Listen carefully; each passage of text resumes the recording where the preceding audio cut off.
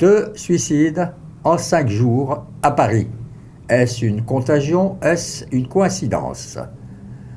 Le 16 mai, un homme, la soixantaine, se tire une balle dans la bouche avec un fusil à canoncier dans une école de la rue Clerc, dans le 7e arrondissement.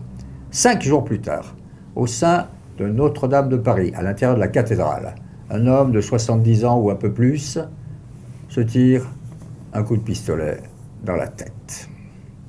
Il n'y a rien de commun entre ces deux hommes, ni leur passé, ni leur motivation, évidente, avouée ou devinée, ni leur comportement, ni leur culture. Ils sont différents. Néanmoins, est-ce une coïncidence? Est-ce une contagion? Des suicides, il y en a toujours eu. Il y en a plus récemment, depuis quelques années, en France.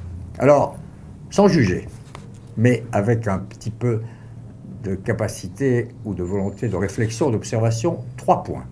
3 points. Premièrement, il n'y a plus de lieu sacré.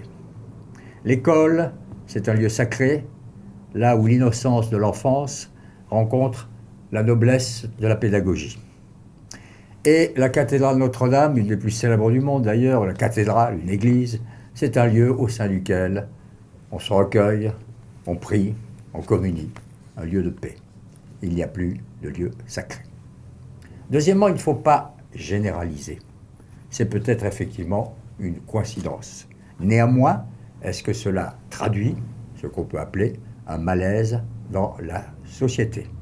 La question est posée, même si, encore une fois, 2 individus avec des profils très très précis et très particuliers ne font pas du tout une nation. Et troisièmement, puisqu'il ne faut pas généraliser, c'est pas la peine non plus de plonger dans la morosité, la dérision, la tristesse, la complaisance dans le fait divers, qui en général, comme les trains, peut en cacher un autre et n'est jamais très optimisant. Jacques Séguéla, le publiciste, sort un livre dont on parle un petit peu, et il en parle beaucoup sur les plateaux, de ci, de là, qui s'appelle « Merde à la déprime », avec ses formules à lui, mais ça ne sont pas seulement des formules, ça repose aussi sur un certain nombre d'études, 8 études exactement, auprès d'instituts qui étudient, qui sondent les comportements sociétaux. Qu'est-ce qu'il nous dit?